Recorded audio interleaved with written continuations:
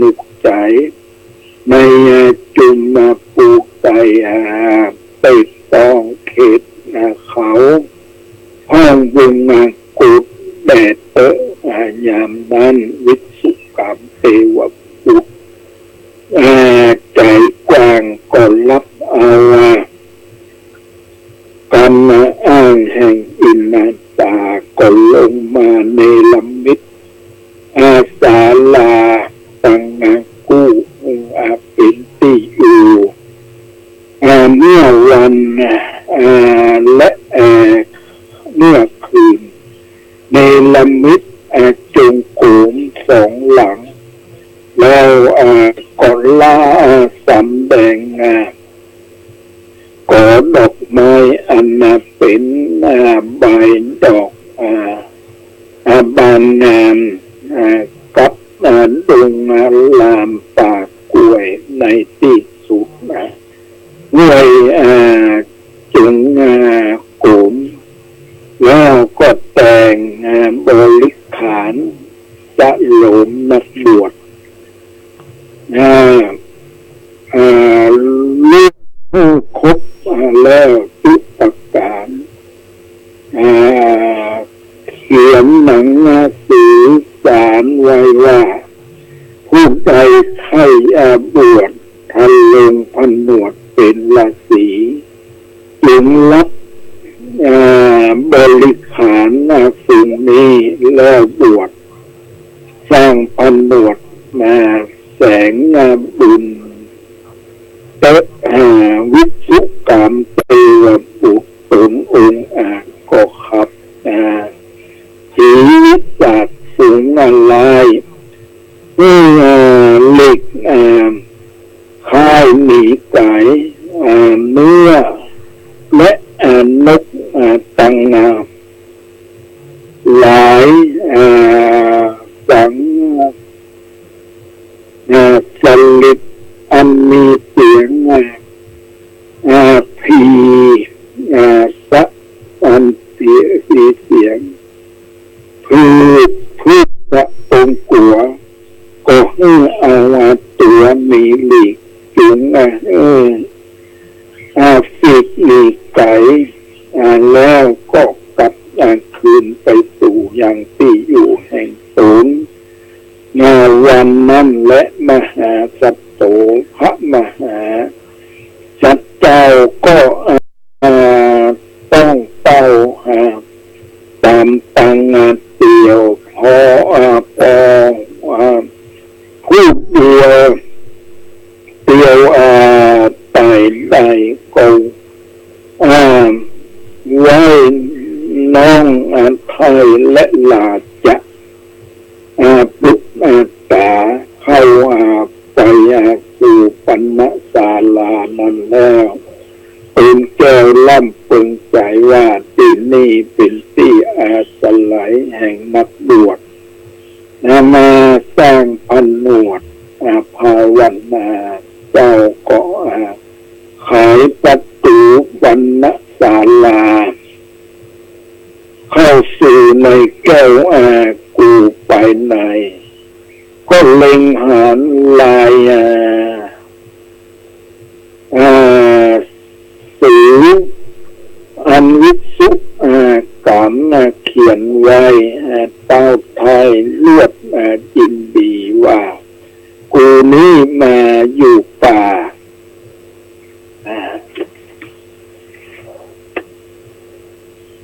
อินตาเจ้าฟ้าลูกตันเต้าจับอาหารกูจับทุกยากลำนำบากตั้งภาวนาจินให้วิสุกรรมมาแต่งยังห้องแห่งบรรณศาลาเป็นมีจะและว่าแล้วเจ้ากวางสะลีกันใจและธนูแก้วแล้วก็แก้ผ้าขา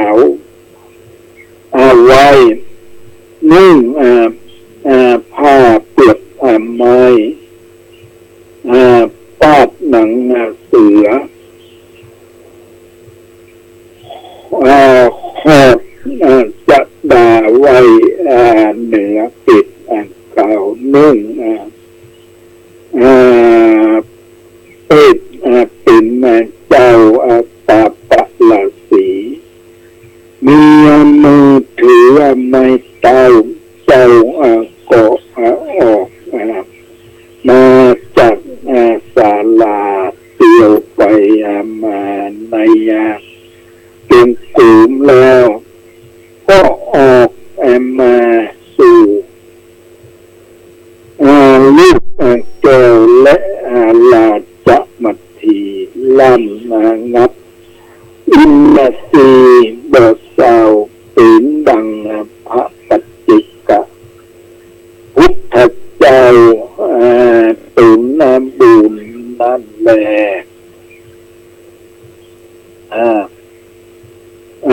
มัตทีปิโยส่วนว่าลาจมัทธีท่านลงเป็นดีสุภาพก็โกมขาแตกสิงแห่งพระภูมินเป็นเจ้าแล้วก็เข้าสู่บรรณศาลาเป็ดเป็นตาปะสีตาปะสาสินีจิ้นจอยแล้วก็กุมภานน้อยตั้งสององค์ทันลงตนเป็นนักบวชสร้างพันหนวดเป็นปีครับปียะละสีพ่อแม่ลูกตากันอยู่ในห้องเขาลุงกุดคิรีก็มีวันนั้นแลอาทะในกาละนานนางมัตทีอ้วนอ่อนก็ขอพรกับพระมหาเจ้าจอมเจียงเงาลาจาว่าเอวะผ่านแด่พระลาจาเจ้าอย่าว่าจักเข้าสู่ดงหนาปุ๊บแสวงหาหัวมันและลูกไม้ขอพระเงาไทยจึงอยู่รักษาอย่างสองลูกลาตังกู้ให้เจ้า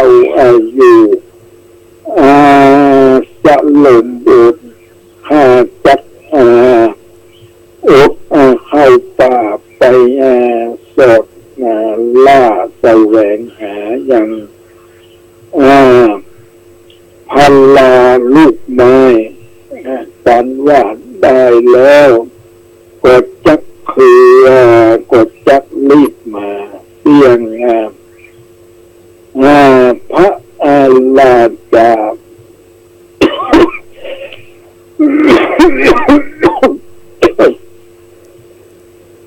เลี้ยงพระลาจาเป็นเจ้า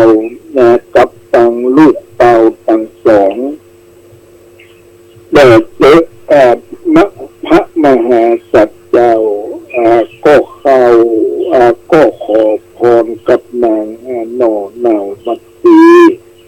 ว่าดูลามัตสีเจ้าพี่ลาตังสองนี้ได้ชื่อว่านักบวชแตะปิลีอันนั้นว่าอิทธิแม่ยิงทั้งหลายยันในย่านเป็นอนตรายแก่ภูมิจริยธรรมการกับการจัดตามจิตใจให้ฟุ้งแตกแรกแต่นี้ไปเมื่อนางอย่าได้เข้ามาสู่สำนักกุฏิในการละที่บกเกียนนางละจะมั ก็รับเอาตามมหาสัตเจ้าว่านางบอกเข้ามาในอาการละบอกเป็นกวนก็มีและนาแม่นว่าสัตว์ตั้งงานหลายมวลหมู่ท่วนหน้ากู้ท่วนหน้าอยู่หิมปานมีประมาณหลายหลากเนื้อ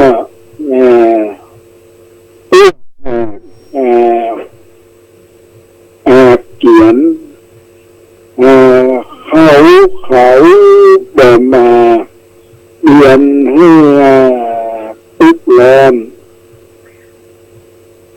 ให้ลำบากข้อนกุลา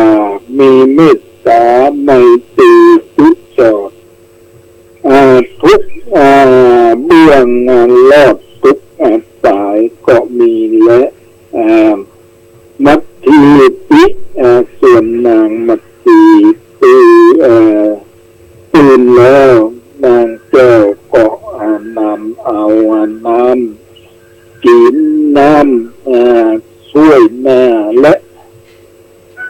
ไม่สีฟันไปฝันแก่มหาสัจเจ้าแล้วก็กวาดเที่ยวสันหลมศาลาแล้วพุทธตาตั้งสองอยู่ใกล้กับดาวไทยบุญนาลีนางกดถือกับเจ้าและเสียมจอดดองอันจักคิดต้องหัวมันกับตังของอันจักเกี่ยวจักเกี่ยวลูกไม้ลูกไปเสาะสายแสวงหายังพันลูกไม้กันนางไทย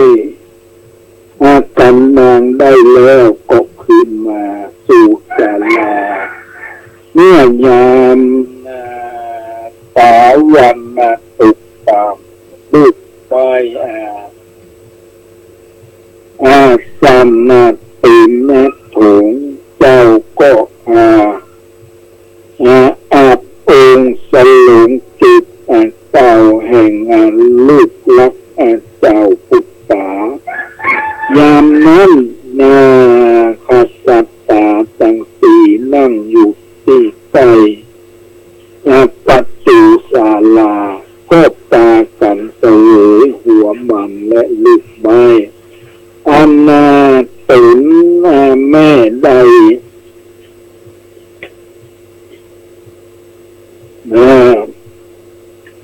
มานั่นและเมื่อกษัตริย์ตาพ่อแม่ลูกได้เสวยลูกไม้หัวมันแล้วนางแก้วราชมัตถีก็พาเอาลูกลักสองสีไปสู่ที่อยู่แห่งสูงก็มีวันนั้นและจัตตาโลคัตติยากษัตริย์เจ้าตังสีตากันอยู่ในห้องที่เขาวงกุฎคีรีก็คีรีมีพระมารวันใดเดือนหนึ่งก็มีวันนี้ก็มีด้วยประการดังกล่าวมานี้และวันณปเวทกันตังนิทิสังกิญาอันสังวันนาห้องเหตุวันณปเวทกันทางอันประดับประดาด้วยคาถาว วานใดสิทธิปัฏฐาก็สังคมสมเลขประเด็จอันนี้เรื่องเกี่ยวกับพระเวสสันดรเปลี่ยนไปเรียกว่าได้อยู่ในป่าได้อยู่ในปีศาลาแล้วตลอดถึงตั้งนั้นนะตั้งลูกตั้งเต่ากันได้บวชเป็นฤาษีนะตั้งเป็นฤาษีแล้วอยู่นี้จำตัวภาวนาอันนี้ก็เรียกว่าเป็นการบำเพ็ญบารมีอันนี้เรื่องการบำเพ็ญบารมีเนี่ยพระพุทธเจ้ามันก็ได้บำเพ็ญอยู่ในป่าเขาวงกุฏแล้วก็นี่ช่วยกัน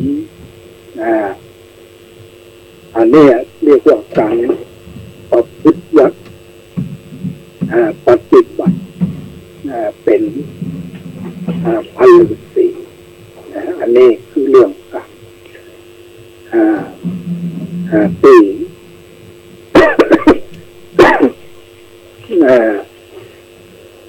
การ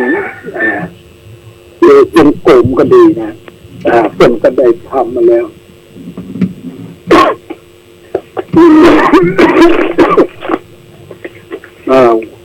วิสุกรรมเต็มในละมิด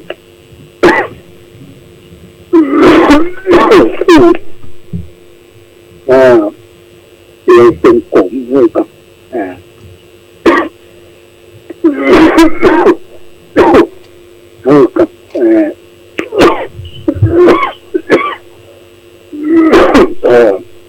พระเวสสันดรด้วย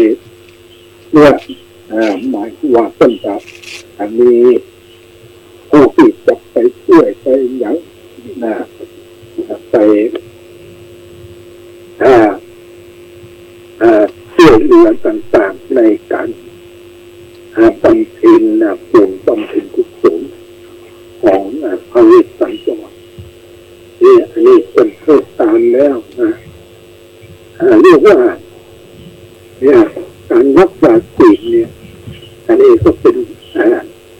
บำเพ็ญเพียรรักษาศีล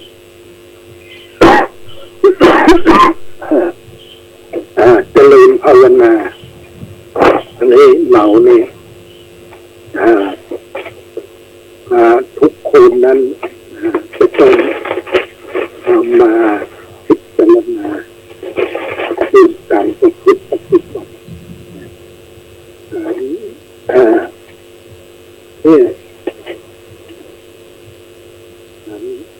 ฝึกฝนอบรมต่างๆเนี่ย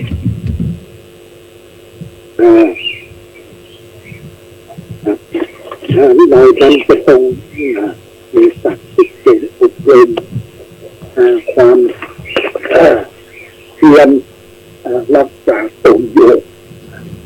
ภาวนาอยู่เนี่ยความเพียรของเราเนี่ยเพียรละ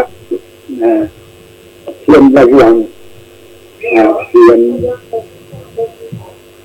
บำเพ็ญกุศลเกิดขึ้นเพียรรักษากุศลไว้นี่นะความเพียรสี่อย่างนี่นะเป็นความเพียรชอบควรประกอบให้มีในสมอันนี้เรื่องการทำความเพียรนี่นะเราอย่าประมาท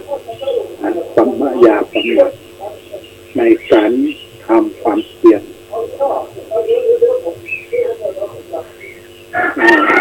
เรื่องอันนี้การทำความเพียรเนี่ยเราจะต้องพยายาม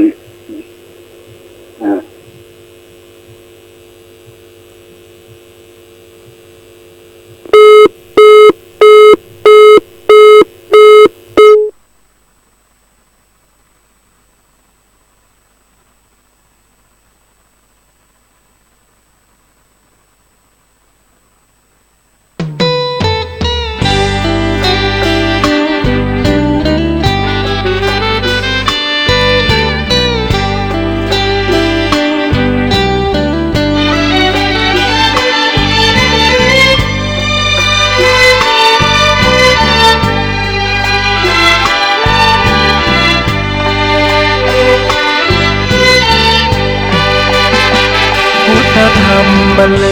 งเป็นเพลงเพื่อชาวมวลชนชีวิตมืดมนสับสนจงมาฟังเพลงสิ่งร้ายๆในใจอย่าได้กลัวเกรงพุทธธรรมบรรเลง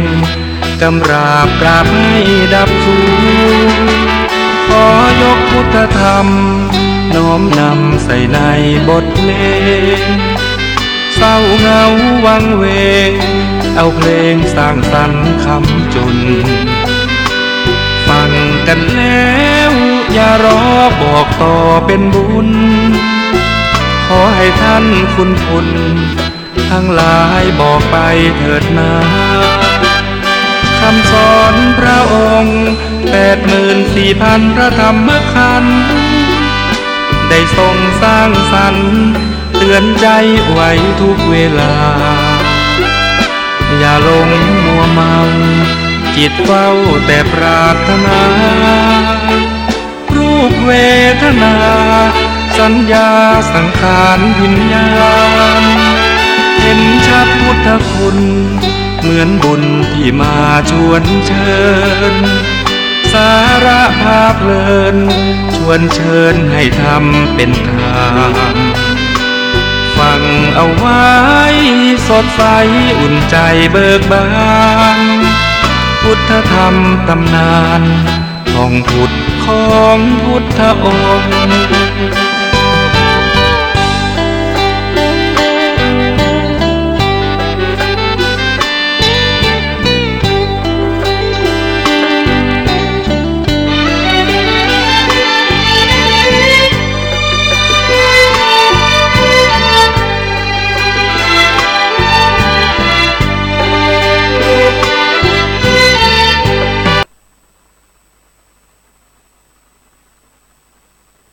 เนี่ยบำเพ็ญเพียรเนี่ยอย่างพระพุทธเจ้าเป็นเมื่อสมัยเป็นเด็กคนก่อนจะเป็นพระฤาษีนะฤาษีนะอยู่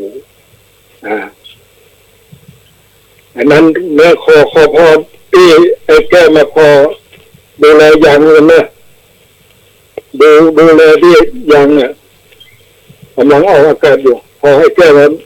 มาดูแลกันทุกบ้านก็พอไปจ้างมาทำรถดูแลกันเอาละพิจารณาเรื่องเนี่ยการพิจารณาในเนี่ยขั้นสูงสุดเนี่ยเป็นว่าบุคคลได้ปรารถนาอนิพพานจง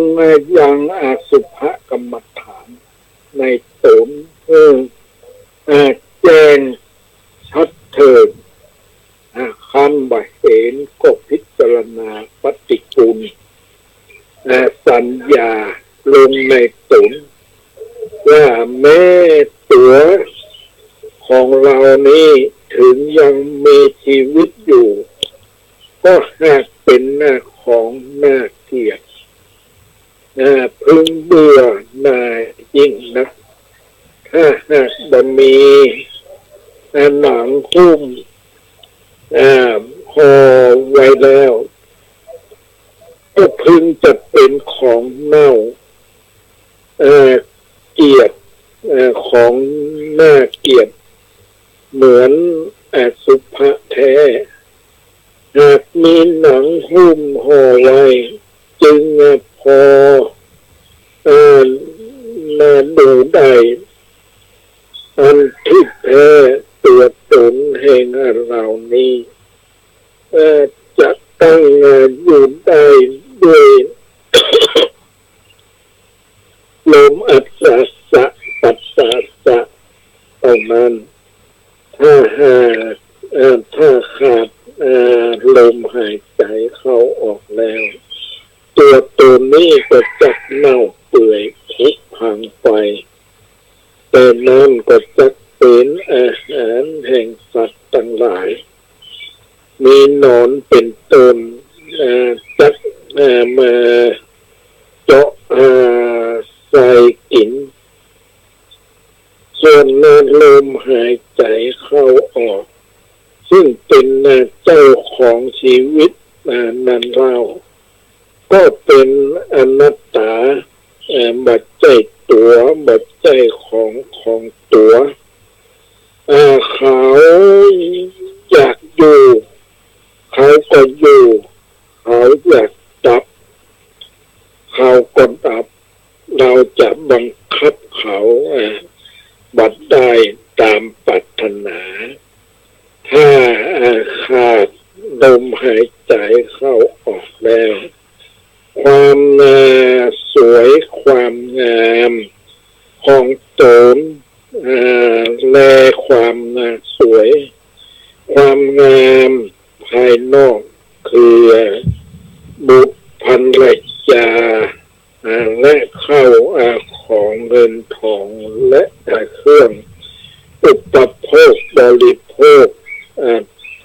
ทั้งปวงก็ย่อมหายไปสิ้นด้วยกันทั้งนั้นเลี้ยวซ้ายเลยขวาจะได้เห็นบุตรภรรยาและนัดดาไม่ได้ต้องอยู่คนเดียวในป่าหาผู้ใดจักเป็นเพื่อนสองบ่ใดพระนิพพานวิธีเจริญสุภกรรมฐานตามลำดับคือตรงจิตว่าในเกศาเห็นเป็นอสุภะแล้วสำคัญในเกศานั้นว่าเป็นอนัตตาแล้วเอาโลมาตั้งลงปงจิตเห็นเป็นอสุภะเป็นอนัตตาแล้วเอา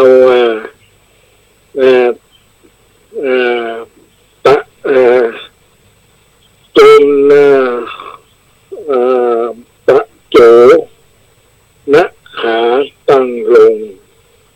ปงจิตเป็นอสุภะ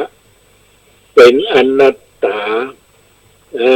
ตั้งลงตามลำดับไปจนถึงมัทธเกมัทธลุงคังเป็นที่สุดพิจารณาเห็นเป็นอสุภะเป็นอนัตตาโดยในเดียวกันดูก่อนอานนท์เราตถาคตแสดงมานี้โดยพิจารณาให้กว้างขวางทั้งเบื้องต้นและเบื้องปลายแท้จริงบุคคลผู้มีปัญญารู้แล้วก็สงเคราะห์ลงในอนิจจังทุกขังอนัตตาเท่านั้นบุคคลมีปัญญาจะเจริญอสุภกรรมฐานท่านก็มิได้เจริญแต่ต้นลำดับไปจนถึงปลายเพราะเป็นการเนิ่นช้าท่านยกอาการอันใดอันหนึ่งขึ้นพิจารณาสงเคราะห์ลงในอนิจจังทุกขังอนัตตาท่านก็ย่อมได้ถึงมรรคผลนิพพานโดยสะดวกการที่เจริญอสุภกรรมฐานนี้ก็เพื่อจะเบื่อหน่ายในร่างกายของตนอันเห็นว่าเป็นของสวยของงาม ทั้งวัฏทุกกายในวัตถุภายในและภายนอกเองเป็นของหน้าของเน่าเปื่อยผุพังจะได้ยกตนให้พิจารณากิเลสตัณหาอันนี้นะเรื่องเกี่ยวกับการที่เรื่องอันนี้นะแต่จริงเราก็พูดกันได้นะเรื่องไอ้เนี่ยอนิจจังทุกขังอนัตตาแต่ว่าเรานั้นเห็นกันถูกต้องแล้วหรือยังในเรื่องอนิจจังทุกขังอนัตตาในร่างกายของเราเนี่ยถ้าเราอ่านตามความเป็นจริงแล้วนี่เป็นของที่บัดจิรังยั่งยืนเมื่อมันหมดลมหายใจแล้วเราก็ต้องนั้นกันไปแยกกันไปน้ำก็ไปน้ำลมก็ไปลม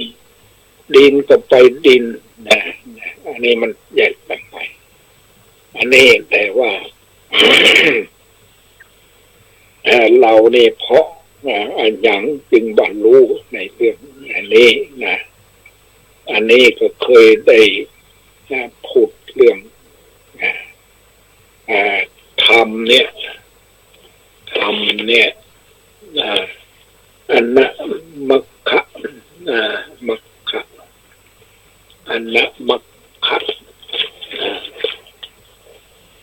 ธรรมเนี่ยอันนะมัคคะธรรมเทศนาว่าด้วยเราตัดผู้มีอวิชชาตัณหาการกั้นเนี่ยอันนี้นะธรรมเนี่ยอานะมะตักขะธรรมเทศนาเนี่ยคือว่าอันนี้จำได้ดีเรื่องอันนะมะตักขะธรรมเทศนาอันนี้คือว่าพระพุทธเจ้าเป็นได้แสดงแก่เนี่ยเป็นจะออกจากป่าอีกปตนะมฤคพายวันเนี่ยออกพรรษาแล้วเนี่ยจะไปโปรดเนี่ยจะไปโปรดพระเจ้าพิมพิสารเนี่ย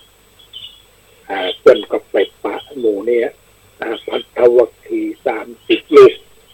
สีไล่ฝ่ายหมู่นี้เขาก็ตามหาหญิงแพทย์ยาได้ถามพระพุทธเจ้าพระพุทธเจ้าเพิ่งกับตรัสว่า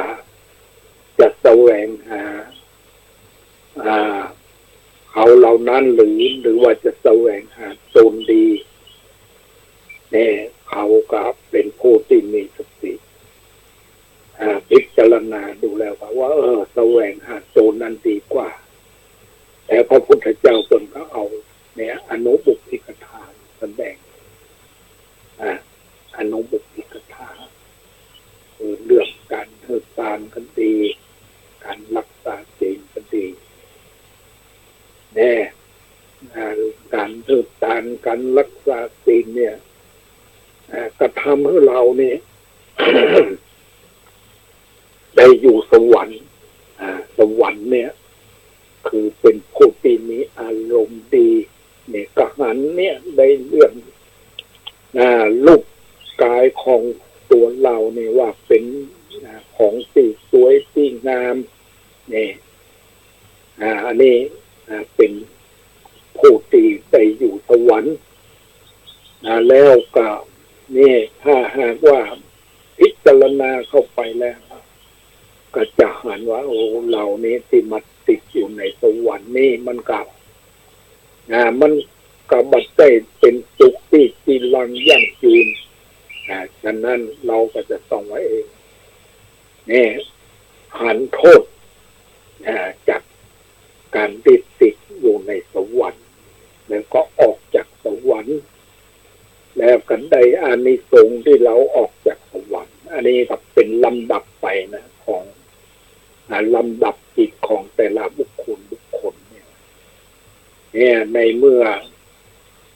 ภัททวคี30 ลูกได้ฟังพระพุทธเจ้าแล้วคนว่าได้ดวงตาเห็นธรรมได้ดวงตาเห็นธรรมเห็นผู้ที่ได้ดวงตาเห็นธรรมนี่ครับจะทำให้ละซึ่งสักกายทิฏฐิก็เพราะอย่างใดเนี่ยจึงละสักกายทิฏฐิได้ก็เพราะเห็นในเรื่องร่างกายของตัวเรา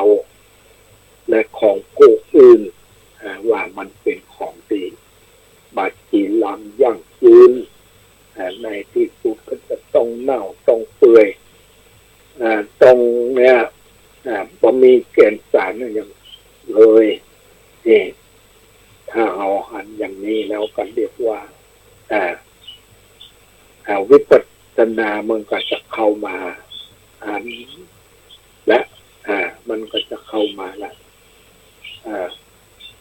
นี่ละซึ่งสักกายทิฏฐิละซึ่งวิจิกิจฉาละศีลพัตตปามาสจะไปยึดว่าสิ่งนั้นสิ่งนี้โดยความติดถือ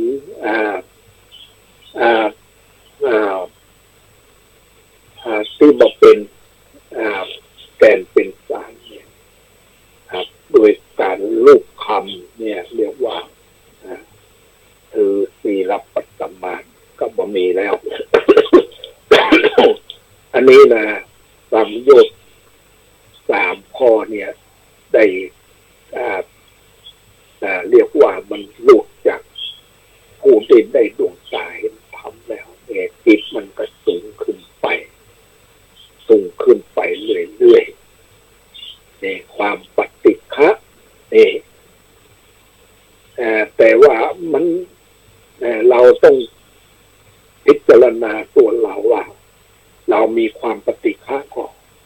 ในความกระทบกระทั่งในจิตที่มันเกิดขึ้นนะในตัวของเราแต่ละวันนี้บางทีเขาก็พูดว่าเนี่ย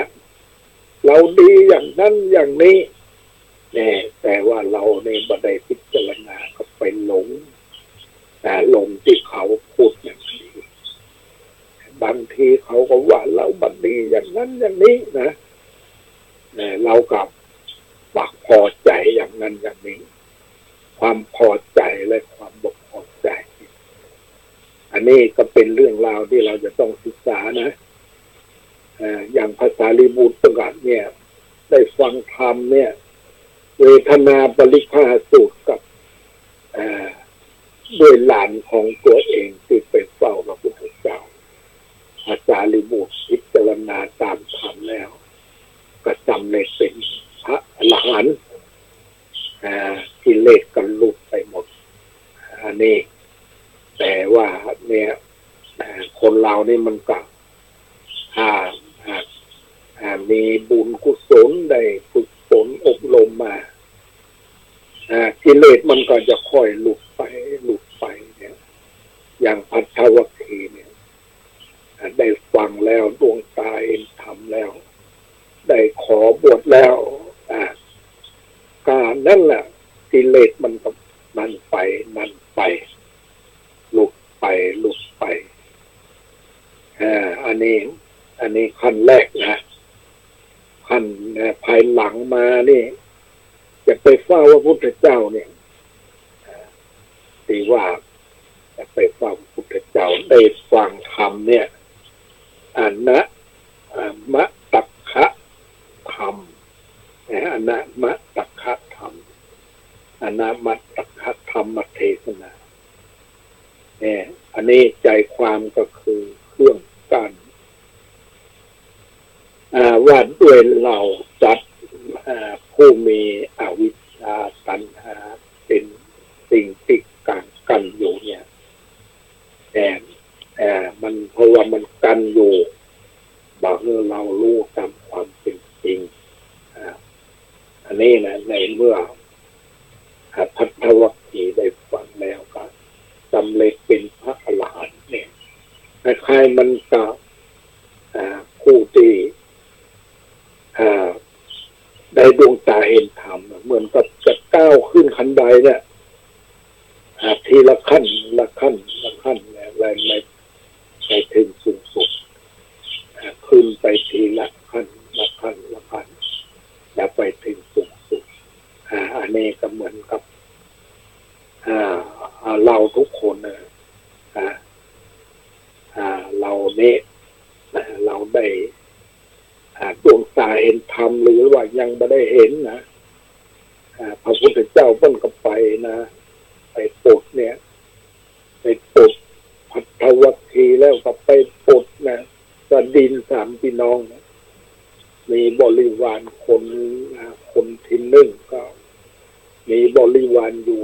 500คนที่สองมีบริวาร300คนที่3มีบริวารอยู่200รวมเป็น500เนี่ยรวมเป็นพันคนเนี่ยนะเนี่ยผู้เนี่ยก็เป็นพระอรหันต์แต่เป็นศิษย์ของพระพุทธเจ้าแล้วก็ได้ไต่ขึ้นไปทีละขั้นละขั้นในที่สุดก็ได้สำเร็จ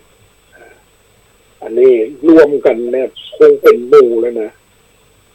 มีบัตรเป็นน้อยๆแล้วที่จะไปเฝ้าไปหาพระพุทธเจ้านี่นะเรียกว่าไป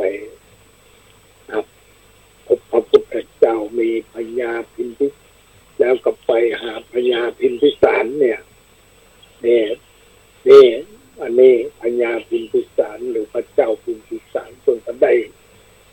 เนี่ยสูงความพัฒนาของเพื่อน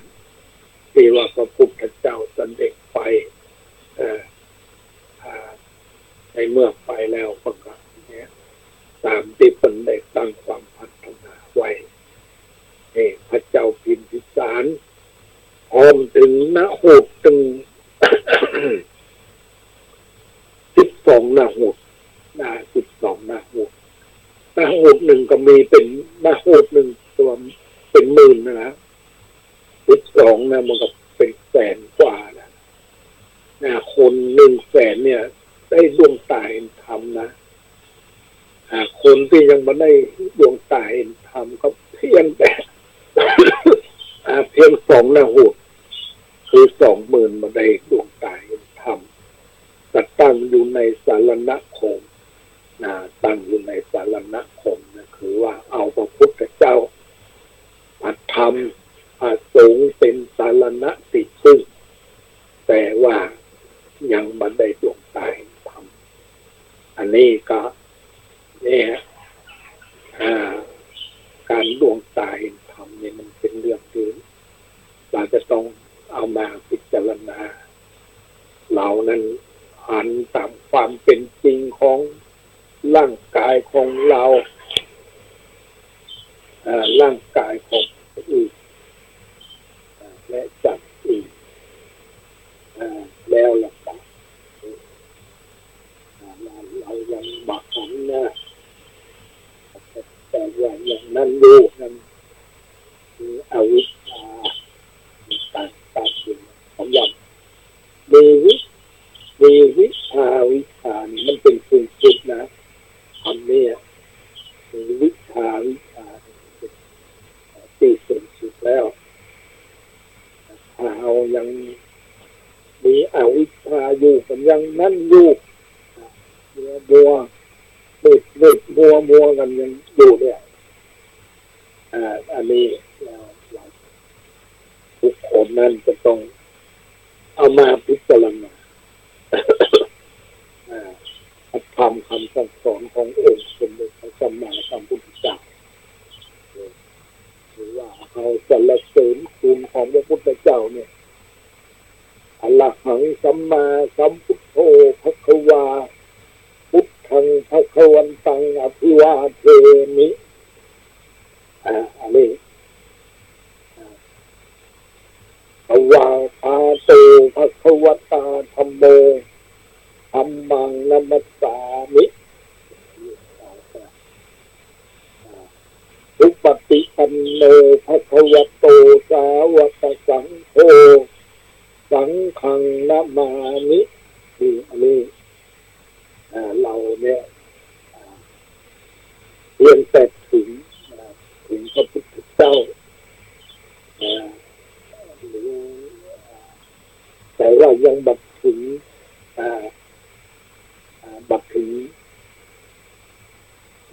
พระธรรมพระธรรมยังบัดเข้ามาสู่จิตใจของเราแต่พระธรรมเป็นอย่างใดเลยว่านิจจังความเป็นของแบบเที่ยงทุกขังมันเป็นทุกข์อยู่ลำพังอนัตตาเจ็บตัวแบบเจ็บตัวนี่ก็เป็นธรรมะเราเห็นตามความเป็นจริงแล้วหรือยังร่างกายร่างกายของคนอื่นก็เหมือนกันแล้วเป็นอนิจจังแล้วเป็นทุกขังนะมันเป็นทุกขังอยู่ลำบากเมื่อเราเนี่ยเข้าใจว่ามันเป็นทุกข์เรารู้ทุกข์เราเข้าใจว่ามันเป็นทุกข์เราก็จะบัดทุกข์นะนี่ที่ว่าเรามันบังเข้าใจว่ามันทุกข์มันเป็นทุกข์เนี่ยมันก็นั่นอยู่แล้ว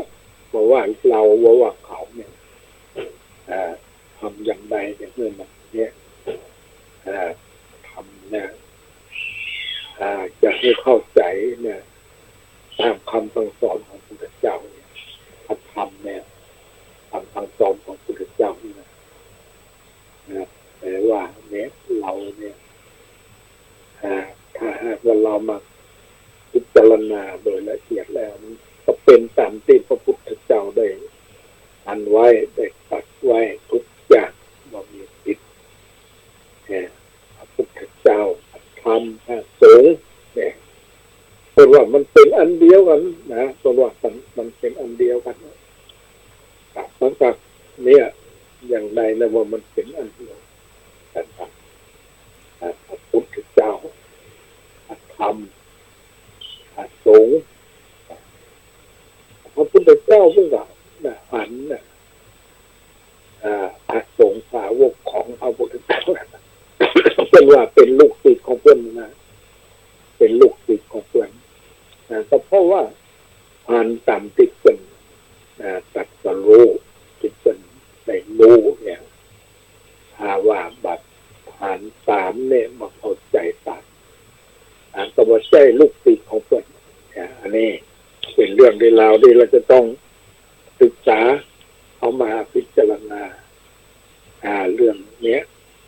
ตัดสู้ทั้งหลายตัดลงทั้งหลายที่เรายังเวียนว่ายตายเกิดเนี้ยบอกว่าจะจบจะสิ้นอย่างทำที่ว่าจะกี่คนแสดงให้กับอัตถวัคคีย์เนี่ยอันนะมะตักขะธรรมเนี่ยอันนะมะตักขะธรรมธรรมที่มันกลางกันฝังสัตว์รู้ได้เข้าใจคืออวิชชาตัณหาเนี่ยอุปทานการยึดถือว่าตัวเราของเราเนี่ยนะอันนี้เป็นเรื่องที่เราจะต้องศึกษาเอามาพิจารณามันก็จะทำให้เราเสียซึ่งความทุกข์ต่างๆทุกข์เขาจะทุกข์ถ้าเขาเข้าใจแล้วทุกข์เป็นเรื่องที่เราจะต้องเอามาพิจารณาวันนี้ก็เป็นเวลาแล้วขออนุโมทนาท่านครูวิทยาวัฒน์ครูปริยัติและท่านผู้ฟังทั้งหลาย ลิ้วเพลงไท ำถูกถ้อยคำเข้าถึงจิตใจฟังรายการวิทยุเสียงใสส่งถึงใจไปสู่ปลายนาสารธรรมน้อมนำมองพระศาสดาบอกผู้คนทั่วลาหันมาเข้าวัดฟังธรรมคลื่นเสียงนี้เป็นคลื่นธรรมะจากใจส่งถึงบ้านไกลบ้านไกลฟังได้สุขใจล้ำยามดึกดื่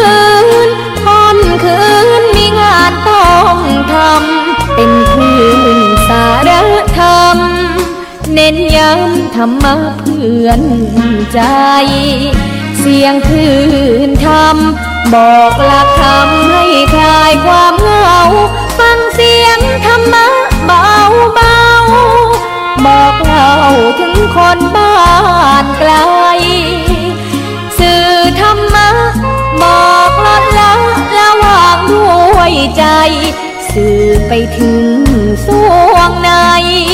เข้าใจหลักธรรมหลักดีพลิ้วเพลงธรรมถูกสัมพันธ์จิตใจร่าเริงฟังสาระธรรมะบันเทิงรื่นเริงในชีวิตยามวันว่างเดินทางไปเยี่ยมสถานีนัดพบกันน้องพี่